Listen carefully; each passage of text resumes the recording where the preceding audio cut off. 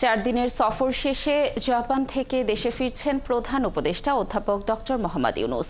সেখানকার স্থানীয় সময় শনিবার বেলা 11:20 তিনি ঢাকার উদ্দেশ্যে জাপান ছাড়েন। এই সফরে দেশটির প্রধানমন্ত্রীর সাথে বৈঠক করেন তিনি। এই বৈঠকে দুই দেশের মধ্যে ঋণ সহায়তা চুক্তি হয়। এছাড়া জাপানের সাথে আরও 6টি সমঝোতা স্মারক সই হয়। আর বাজেট সহায়তা ও রেলপথের জন্য বাংলাদেশকে $100 কোটি ঋণ ও অনুদান দেবে জাপান।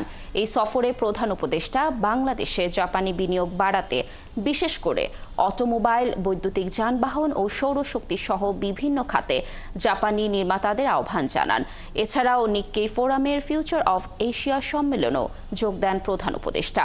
এর আগে গত মঙ্গলবার মধ্যরাতে প্যাসিফিক এয়ারলাইন্সের একটি ফ্লাইটে জাপান যান তিনি।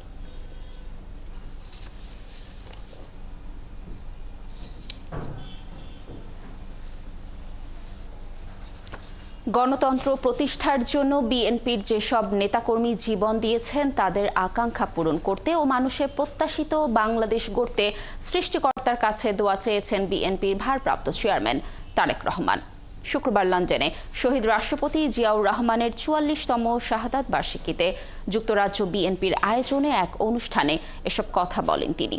এ সময় তারেক রহমান তার সংক্ষিপ্ত বক্তব্যের শুরুতেই শহীদ রাষ্ট্রপতি জিয়াউর রহমানের সন্তান হিসেবে বাবার আত্মার শান্তি কামনা করে সবার কাছে দোয়া চান। বিভিন্ন ষড়যন্ত্র ও বাংলাদেশের গণতন্ত্র ও রাজনৈতিক অধিকার প্রতিষ্ঠা করতে গিয়ে দলের যেসব কর্মী জীবন দিয়েছেন তাদের জন্য দোয়া চান তারেক রহমান।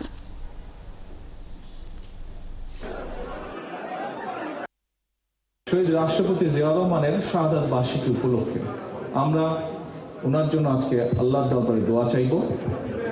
আমরা আজকের এই দিনটিকে উপলক্ষ করে শুধু শহীদ রাষ্ট্রপতি জিয়াউর রহমানই নয়, যে মানুষগুলো গণতন্ত্রকে, মানুষের অধিকারকে প্রতিষ্ঠিত করার জন্য তাদের জীবনকে আত্মাহুতি দিয়েছেন, আমরা যাতে তাদের সেই আকাঙ্ক্ষাকে পূরণ করতে পারি, আমরা যারা বেঁচে আছি আমরা আগামী দিনে যাতে বাংলাদেশের মানুষের প্রত্যাশিত যে বাংলাদেশ, সেই বাংলাদেশকে যাতে আমরা গড়ে তুলতে পারি, যে মানুষগুলো আমাদেরকে ছেড়ে চলে গিয়েছেন তাদের প্রত্যাশা অনুযায়ী যাতে বাংলাদেশকে গড়ে তুলতে পারি, সেই রহমত যাতে আল্লাহ আমাদেরকে দেন, আমরা আল্লাহর দরবারে হাত তুলে সেই দোয়া। সাবেক ব্যক্তিগত সহকারী আতিক মোরশেদের বিরুদ্ধে ওঠা নগদের 150 কোটি টাকা আত্মসাতের অভিযোগ অস্বীকার করেছেন অন্তর্বর্তী সরকারের সাবেক তথ্য উপদেষ্টা ও এনসিপির আহ্বায়ক নাহিদ ইসলাম। তার সময়ে এমন ঘটনা ঘটেনি বলেও দাবি করেন তিনি। ৭১-এর প্রতিবেদকের সাথে টেলিফোনে এসব কথা বলেন নাহিদ ইসলাম।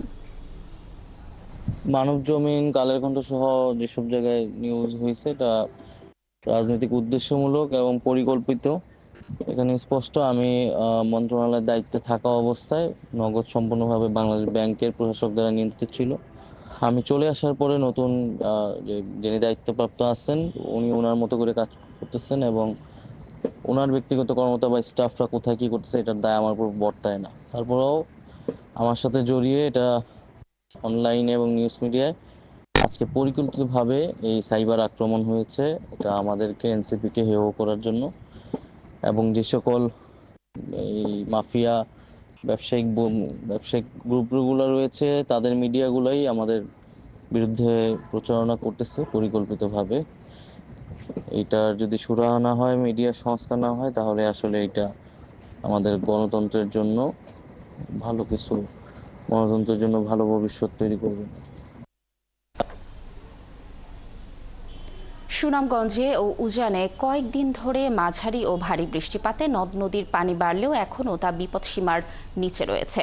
পানি উন্নয়ন বোর্ড জানিয়েছেন গত 24 ঘন্টায় সুরমা নদীর পানি শহরের 16 ঘর পয়েন্ট দিয়ে 90 সেন্টিমিটার বৃদ্ধি পেয়ে 6.74 সেন্টিমিটার নিচে দিয়ে প্রবাহিত হচ্ছে, যা বিপদসীমার মাত্র 102 সেন্টিমিটার নিচে। এদিকে 24 ঘন্টায় বৃষ্টি রেকর্ড করা হয়েছে 71 মিলিমিটার। আগামী 3 দিন সুনামগঞ্জ ও সিলেট অঞ্চলে ভারী বৃষ্টিপাতের পূর্বাভাস জানিয়েছে আবহাওয়া ও বন্যা সতর্কীকরণ কেন্দ্র। এতে নদী তীরবর্তী ও হাওড় অঞ্চলের মানুষ উদ্বিগ্ন হয়ে পড়েছেন।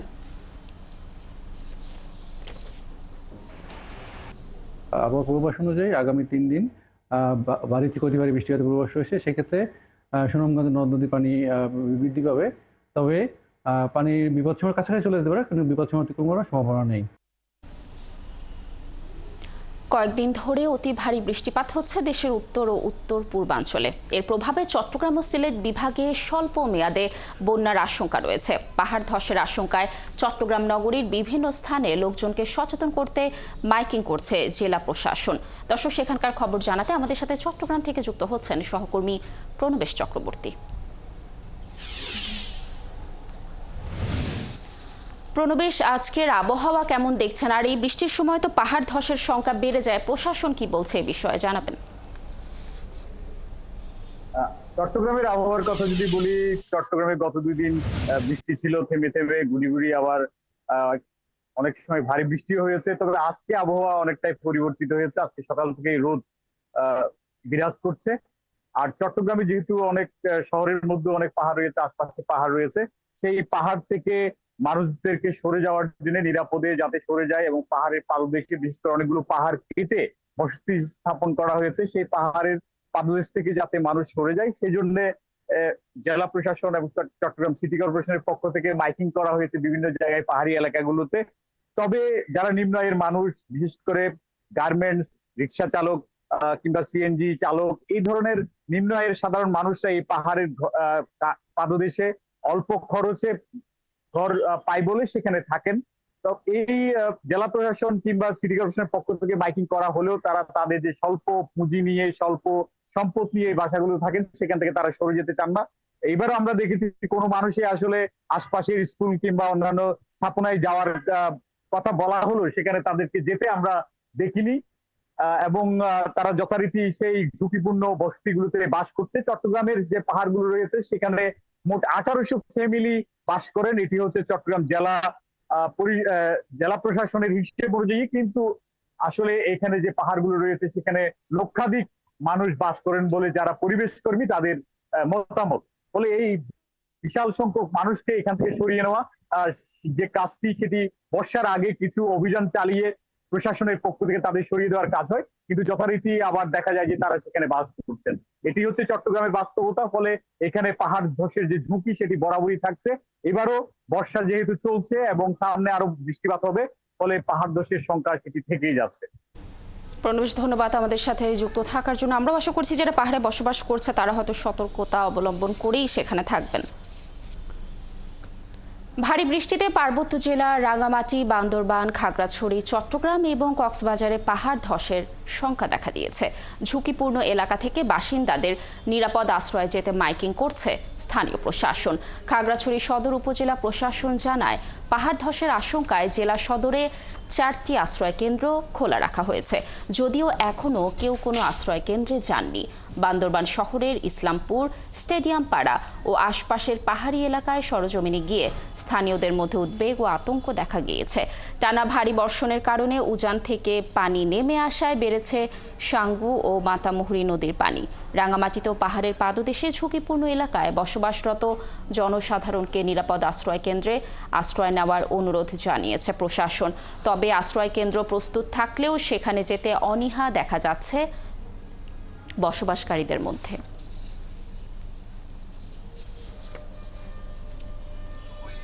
মূলত শালবনটাই পাহাড় ধসের জন্য সবচেয়ে ঝুঁকিপূর্ণ। এরপরে কুমিল্লা টিলা, সবুজবাগ। বৃষ্টি যখন কমে যাবে আবার আপনাদের এখানে চলে আসবেন। যতক্ষণ আশ্রয় কেন্দ্রে থাকবেন ততক্ষণ পর্যন্ত সরকারিভাবে আপনাদের খাওয়ার ব্যবস্থা করা হয়েছে। আমরা জেলা প্রশাসনের সাথে রোমান স্কাউট, পুলিশ, অন্যান্য সংস্থা একসাথে কাজ করছি। জেলা প্রশাসনের উদ্যোগে রাঙ্গামাটি শহরের 9টি ওয়ার্ডে 26টি আশ্রয় কেন্দ্র খোলা হয়েছে। দর্শক, সেখানকার খবর জানাতে আমাদের সাথে যুক্ত হচ্ছেন সহকর্মী উচিংছা রাখাইন। উচিংছা, কোন কোন এলাকা সেখানে আসলে বেশি গুরুত্বপূর্ণ, ঝুঁকিপূর্ণ, আর সেখানে কতজন বসবাস করছেন, আর আশ্রয় কেন্দ্রে নেওয়ার জন্য প্রশাসন কি কি উদ্যোগ নিয়েছে জানাবেন আমাদের। লাবণী, গত 2 দিন ভারী বর্ষণে কিন্তু রাঙ্গামাটিতে বিশেষ করে এই 17 সালে যে 125 জনের মতো মারা গেছে সেটাকে মাথা রেখে কিন্তু জেলা প্রশাসনের পক্ষ থেকে কিন্তু বিভিন্ন উদ্যোগ নেওয়া হয়েছে। বিশেষ করে এখানে আশ্রয় কেন্দ্র এবং 10 উপজেলাতে বিভিন্ন মসজিদ, স্কুলগুলোতে কিন্তু আশ্রয় কেন্দ্র খোলা রয়েছে। তবে গত 2 দিন থেকে কিন্তু গতকাল রাতে প্রচুর পরিমাণ বৃষ্টিপাত হলেও কিন্তু সকাল থেকে কিন্তু একটু বৃষ্টি ঘুরিয়ে ঘুরিয়ে পড়ছে। তবে আমি একটু দেখাতে চাই, আমি যেখানে দাঁড়িয়েছি সেটা হচ্ছে রাঙ্গামাটি এই ফুড অফিসের আশপাশে, কিন্তু এখানে প্রচুর পরিমাণ মানুষ কিন্তু ঝুঁকিপূর্ণ করে ঝুঁকিপূর্ণতে বাস করছে। তবে এখানে জেলা প্রশাসনের পক্ষ থেকে কিন্তু বিভিন্ন উদ্যোগ নেওয়া হলো, বিশেষ করে যে আশ্রয় কেন্দ্রগুলো রয়েছে সেই আশ্রয় কেন্দ্রগুলোতে যারা ঝুঁকিপূর্ণ রয়েছে তাদের কিন্তু আশ্রয় কেন্দ্র নেওয়া হলেও কিন্তু যারা তারা কিন্তু কোনো প্রকার আশ্রয় কেন্দ্র থাকছে না। বিশেষ করে না থাকার কারণটা হচ্ছে, আমরা জিজ্ঞেস করেছিলাম যারা ঝুঁকিপূর্ণ রয়েছে তারা ঘর ছেড়ে যেতে চান না, তাদেরকে জিজ্ঞেস করা হয়েছিল তারা আসলে এই যে ঘর ছেড়ে গেলে চুরির সম্ভাবনা এবং তাদের নিজস্ব অনেক কিছু পশু বিভিন্ন কিছু রয়েছে সেটা হারিয়ে যাওয়ার সেভাবে কিন্তু এখানকার মানুষ করতে চান না। বিশেষ করে আপনার দেখাতে যেটা হচ্ছে বাংলাদেশ বেতার কেন্দ্র, এই আশপাশে কিন্তু প্রায় 5,000-এরও অধিক কিন্তু মানুষ বাস করছে এই ঝুঁকির মধ্যে। তবুও তারপরে কিন্তু জেলা প্রশাসন বারবার চেষ্টা করছে এখানে যেন কোনো প্রকার অপ্রীতিকর ঘটনা না ঘটে, কোনো প্রকার হতাহত না হয়, সেজন্য কিন্তু জেলা প্রশাসন থেকে উদ্যোগ নেওয়া হয়েছে। তবে আরেকটি বিষয় আপনাকে জানা রাখি লাবণী, যে লঞ্চ যুগে বিশেষ করে 4টি উপজেলা কিন্তু লঞ্চ যুগে যাতায়াত করতে হয়, সেখানে কিন্তু কোনো প্রকার নৌযান বৃষ্টিপাত হলে কিন্তু কোনো প্রকার নৌযান চলাচল হবে সেদিকে নিষেধাজ্ঞা দেওয়া হয়েছে জেলা প্রশাসনের পক্ষ থেকে। তবে এখানে সর্বোপরি এখানে জেলা প্রশাসন, আইন শৃঙ্খলা বাহিনী এবং স্কাউট এবং বিভিন্ন সংস্থা কিন্তু কাজ করছে, কোনো প্রকার যেন অপ্রীতিকর ঘটে। যখন ভারী বর্ষণ হয় তখন কিন্তু চেষ্টা করছে যে মাইকিং করে দেওয়া হয় যেন ঝুঁকিতে যারা বসবাস করছে তাদেরকে জন্য তারা যেন আশ্রয় কেন্দ্র নিয়ে যায়, সেই দিকে কিন্তু প্রশাসন চুপ রাখছে। লাবণী। অচিংসা, ধন্যবাদ আপনাকে আমাদের সাথে যুক্ত থাকার জন্য। দর্শক, যেমনটি বলছিলাম যে রাঙামাটি শহরে 9টি ওয়ার্ডে 26টি আশ্রয় কেন্দ্র খোলা হয়েছে, সেখান থেকে সর্বশেষ তথ্য জানাচ্ছিলেন আমাদের সহকর্মী। চামড়া ও চামড়াজাত পণ্যের রফতানি আয় বাড়াতে 2017 সালে বিসিকের নেতৃত্বে রাজধানীর হাজারীবাগ থেকে ট্যানারি আনা হয় সাভারের হেমায়েতপুরে। বিপুল বিনিয়োগের 9 বছর পার হলেও এখনও দাঁড়াতে পারেনি এ নগরী। মালিকরা বলছেন, সিটিপি ও বর্জ্য ব্যবস্থাপনা গড়ে না ওঠায় পাওয়া যাচ্ছে না এলডব্লিউজি সনদ। মুখ ফিরিয়ে নিচ্ছে ইউরোপীয় ক্রেতারা। এমন অবস্থায় আসন্ন কোরবানির ঈদে পশুর চামড়ার দাম বাড়ানো মরার উপর খাড়ার ঘা হিসেবেই দেখছেন ব্যবসায়ীরা। রায়ান বিনামিনের তথ্য ছবিতে প্রতিবেদন। যেভাবে চামড়ার বিপণন কর্মযজ্ঞে মুখর হবার কথা ছিল 9 বছরে, সেরকম মুখর হয়নি সাভারের হেমায়েতপুরের ট্যানারি শিল্পনগরী। রাজধানীর হাজারীবাগ থেকে ট্যানারি শিল্প যখন সাভারে নেওয়া হয় তখন বলা হয় এই নগরী হবে পরিবেশ বান্ধব, আকৃষ্ট করা যাবে ইউরোপের ক্রেতাদের, পাওয়া যাবে লেদার ওয়ার্কিং গ্রুপের এলডব্লিউজি সনদও, এতে চামড়ার দাম বেশি পাওয়া যাবে। ব্যবসায়ীরা বলছেন, সেন্ট্রাল অ্যাফ্লুয়েন্ট ট্রিটমেন্ট প্ল্যান্টের বা সিইটিপির কাজ এখনও শেষ হয়নি, গড়ে ওঠেনি বর্জ্যের সুষ্ঠু ব্যবস্থাপনা, যে কারণে পাওয়া যাচ্ছে না এলডব্লিউজি সনদ। কাস্টমার কিন্তু আছে, একমাত্র আমরা সার্টিফিকেটের জন্য আটকায় আছে। আর ইদানিং যে লোডশেডিংটা হচ্ছে, আমাদের মূল কিন্তু বিদ্যুৎ লোডশেডিং থেকে যদি ঠিক বারবার গণনা হতে থাকে তাহলে কিন্তু আমাদের ড্রামের ভিতরে চামড়া নষ্ট হয়ে যাচ্ছে। এখন ট্যানারি মালিকরা বলছেন, বর্তমান নাজুক অবস্থায় বাড়তি দামে চামড়া কেনা তাদের জন্য দুরূহ।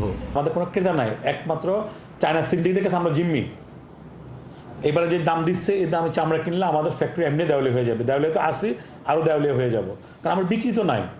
গভর্নমেন্ট আমাকে এলডব্লিউ সার্টিফিকেট দেখ, আমি যদি বিক্রি থাকে আমার $3, সে মাল বিক্রি করতেছি 50 সেন্ট এখন, আমি তাহলে দামটা কীভাবে আনবো? ট্যানারি মালিকরা আরও জানান, বর্তমানে সাভার শিল্পনগরীর সক্ষমতা কম, তাই ঈদের পর 10 দিন ঢাকার বাইরের চামড়া ঢাকায় প্রবেশে যে কড়াকড়ি দিয়েছে তাতে সাধুবাদ দেওয়া উচিত। না, আমাদের সিইটিপির সক্ষমতা আপনারা জানেন একটু কম আছে। যদি ঢাকার মালটা আমরা প্রথমে প্রসেস করি, তার পরবর্তীতে আমরা ঢাকার বাইরের চামড়া যখন আসবে তখন আমরা এটা প্রসেস করলে আমাদের সিইটিপির উপর যে চাপটা সেটা অনেকটাই কমে যাবে। যদিও সিইটিপি কর্তৃপক্ষের দাবি, গতবারের তুলনায় এবার কোরবানির ঈদের পশুর চামড়া নেবার প্রস্তুতি অনেক ভালো। সাপোর্টিং হিসেবে নতুন একটা আমরা ড্রাইভেটটা করেছি, 9টা ড্রাইভেট আমরা এই 30 দিনের মধ্যে কমপ্লিট হয়ে যাবে। তাতে হবে কি, আমাদের স্লাস সিস্টেমটা ব্যাপকভাবে ডেভেলপ করবে এবং আমাদের ক্যাপাসিটি দিয়ে হেল্প করবে। আমরা পাশাপাশি যেটা করেছি, আমাদের 4টা ব্লোয়ার ছিল, এখন 12টা ব্লোয়ার চলবে। আমরা যে ইয়েটা করেছি যে আমাদের সলিড ওয়েস্টে আমরা 30%, টোটাল সলিডের 30% পর্যন্ত আমরা ব্যবহার উপযোগী করার ব্যবস্থা করেছি। ট্যানারি শিল্পনগরীতে বর্তমানে 162টি কারখানা রয়েছে, চালু আছে 161টি কারখানা। বৈশ্বিক স্বীকৃতির অভাবে আন্তর্জাতিক বাজারের চেয়ে কম দামে শুধু চীনে চামড়া রফতানি করতে হচ্ছে বাংলাদেশি ব্যবসায়ীদের। হাসান আহমেদ, 71। এবার ঈদুল আজহাকে সামনে রেখে বিদেশ থেকে কোনো লবণ আমদানি না করায় খুশি নারায়ণগঞ্জের ব্যবসায়ীরা। তারা বলছেন এতে ভালোমতো ব্যবসা করতে পারবেন তারা। তবে কেউ যেন সিন্ডিকেট করে অতি মুনাফা না করতে পারে সেজন্য প্রশাসনের তদারকির দাবি তাদের। আর বিসিক বলছে বর্তমানে দেশে পর্যাপ্ত লবণ মজুদ রয়েছে, তাই কোনো সমস্যা হবে না। হাবিবুর রহমানের তথ্য ছবিতে প্রতিবেদন। সারা দেশে লবণের যে কয়টি বড় পাইকারি মোকাম রয়েছে তার মধ্যে অন্যতম নারায়ণগঞ্জের নিতাইগঞ্জ। কোরবানির ঈদকে কেন্দ্র করে এখানে বেড়েছে কর্মব্যস্ততা। ব্যবসায়ীরা জানান বর্তমানে ৭৪ কেজির এক বস্তা মোটা লবণ বিক্রি হচ্ছে ৯৫০ টাকায়। যে পরিমাণ লবণ মজুদ আছে তাদের চাহিদা পূরণে কোনো সংকট হবে না। এবছর আমাদের ৭৪ কেজি লবণের বস্তা হচ্ছে আপনার ৯৫০ টাকা করে। আর কোরবানি উপলক্ষে আমদানি হচ্ছে না। আর আমরা নারায়ণগঞ্জের মধ্যে 50% কোরবানি লবণ দিতে সক্ষমতা রাখি। কোরবানি উপলক্ষে লবণের ঘাটতি হওয়ার কোনো সম্ভাবনা নাই। আমাদের দেশে পর্যাপ্ত পরিমাণে লবণ আছে।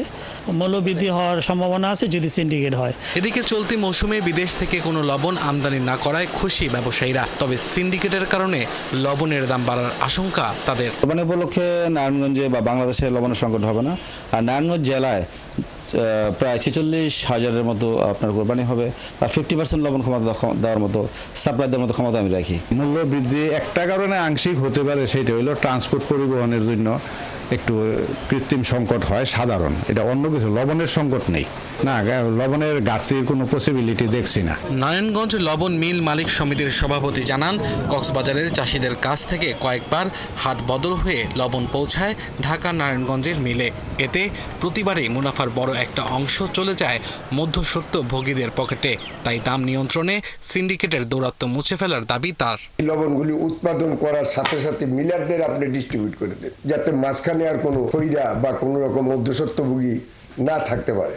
আপনারা ডাইরেক্ট এটা করে দেন, তেলে দেখবেন যে লবণের বাজার কম থাকবো, স্থিতিশীল থাকবো, চাষিরা ন্যায্য মূল্য পাবে। বিসিকের কর্মকর্তারা বলছেন বাজার স্থিতিশীল রাখতে কাজ করছেন তারা। সিন্ডিকেটগুলো আসলে সবসময় সক্রিয় হতে চায়, কিন্তু এটার জন্য বিসিক সবসময় সজাগ আছে। মনিটরিং টিমগুলো এই জন্যই গঠন করা, যাতে তারা কৃত্রিম সংকট তৈরি করে সমস্যা না তৈরি করতে পারে। নারায়ণগঞ্জে এবছর কোরবানিতে লবণের প্রয়োজন ৭৩,৯৬৭ মেট্রিক টন, আর মজুদ আছে ১,১৯,০০০ মেট্রিক টন।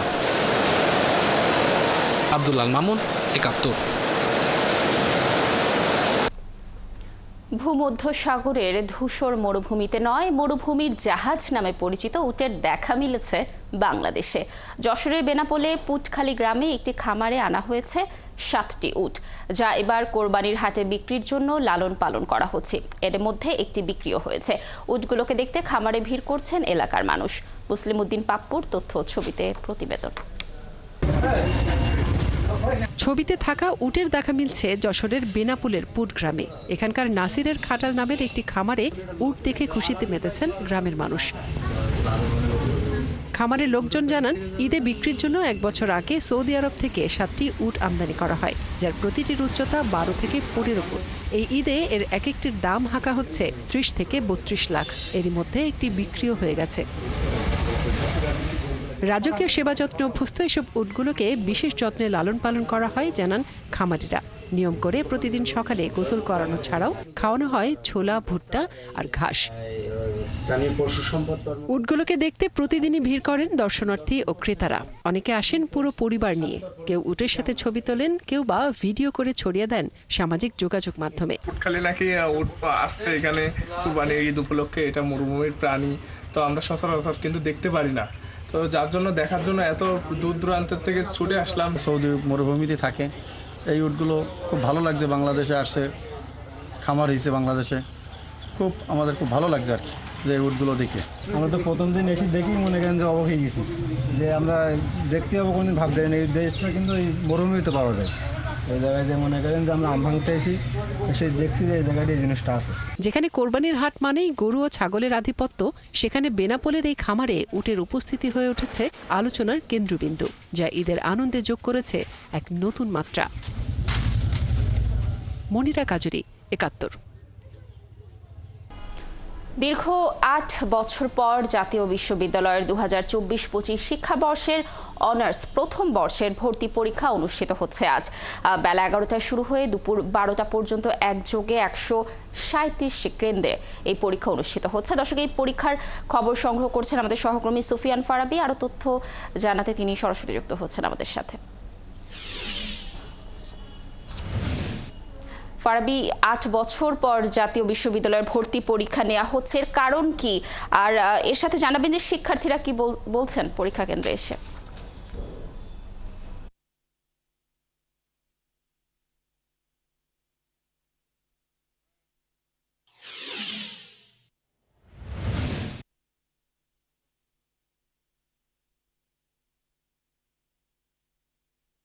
আমরা রয়েছে এই মুহূর্তে জাতীয় বিশ্ববিদ্যালয়ের পরীক্ষা চলছে। এখানে জাতীয় বিশ্ববিদ্যালয়ের পরীক্ষা চলছে রাজধানীর তেজগাঁও কলেজে, এখানে রয়েছে এবং শিক্ষার্থীরা ভেতরে পরীক্ষা দিচ্ছেন এবং পরীক্ষার্থী তারা অংশগ্রহণ করেছেন এবং বাইরে কিন্তু অভিভাবকদের অপেক্ষা দেখতে পাচ্ছি। দীর্ঘ ৮ বছর পরে হওয়ার কারণে কিন্তু ভিড়টা অনেক বেশি হয়েছে, যার কারণে শুধুমাত্র এই কলেজেই ৮,৫০০ শিক্ষার্থী আজ পরীক্ষায় অংশগ্রহণ করেছে এবং আমরা পুরো ফার্মগেট এবং এই পুরো এলাকাটাতে দেখেছি শিক্ষার্থীদের ভিড় এবং শিক্ষার্থীদের অভিভাবক রয়েছেন, তারা এখানে ভিড় জমিয়েছেন এবং তাদেরকে বিভিন্ন ধরনের ভোগান্তিতে পড়তে হচ্ছে। ব্যবসা গরম রয়েছে, এর মধ্যে সবাই এখানে অংশগ্রহণ করেছে, যার ফলে পরিস্থিতিটাও একটু এর মধ্যে কিন্তু আমরা দেখতে পেয়েছি যে জাতীয়তাবাদী দল বিএনপির অঙ্গ সংগঠন ছাত্রদলের পক্ষ থেকে এখানে অভিভাবকদের মাঝে পানির ব্যবস্থা করা হয়েছে। ৮,৫০০ শিক্ষার্থীদের জন্য কলমের ব্যবস্থা করা হয়েছে এবং এর বাইরে তাদেরকে ফুল এবং বিভিন্ন ফাইলপত্র দিয়ে তাদেরকে সহযোগিতা করা হচ্ছে। তবে এখানকার পরীক্ষা গ্রহণের যে পদ্ধতি আমরা সেই চিত্র কিছুক্ষণ মধ্যে আপনাদেরকে দেখাতে পারবো। আমরা দেখেছি যে খুবই সুশৃঙ্খল পদ্ধতিতে এখানে পরীক্ষা চলছে এবং ৮,৫০০ শিক্ষার্থীদেরকে পরীক্ষার আয়োজন করতে গিয়ে কোনো ধরনের ব্যাগ কিন্তু পোহাতে হয়নি। আমরা একটু কথা বলতে চাই তেজগাঁও কলেজ ছাত্রদলের সভাপতির সঙ্গে। আসলে শিক্ষার্থীদের জন্য এবং অভিভাবকদের জন্য আসলে কি ধরনের আপনারা ব্যবস্থা করেন? আমরা শিক্ষার্থীদের জন্য আপনার কলম, ফাইল এবং সুপ্রিয় পানির ব্যবস্থা করেছি। আর সাথে সাথে আমরা যারা অভিভাবকরা বাইরে বসে আছে, আমরা অভিভাবকদের বসার জন্য জায়গার ব্যবস্থা করে দিয়েছি এবং কি ওনাদেরকে পানি এবং ওনারা যারা অসুস্থ হয়ে পড়তেছে ওনাদের চিকিৎসার ব্যবস্থা করতেছি। লাবণী, এইভাবেই কিন্তু আসলে বিভিন্ন মানুষের সহযোগিতায় কিন্তু এখানে পরীক্ষার কার্যক্রম চলছে এবং অভিভাবকরা যেন এখানে যে দীর্ঘক্ষণ অপেক্ষা করতে হচ্ছে, পরীক্ষার আগে প্রায় আধা ঘন্টা, পরীক্ষার পুরো সময়টা এবং পরীক্ষার পরে আধা ঘন্টার মতো এখানে থাকবে। সুফিয়ান, ধন্যবাদ আপনাকে। আপনি থাকুন সেখানে, আমরা নিশ্চয়ই পরীক্ষা পরবর্তী আরও তথ্য আপনার মাধ্যমে দর্শকদেরকে জানাতে পারবো।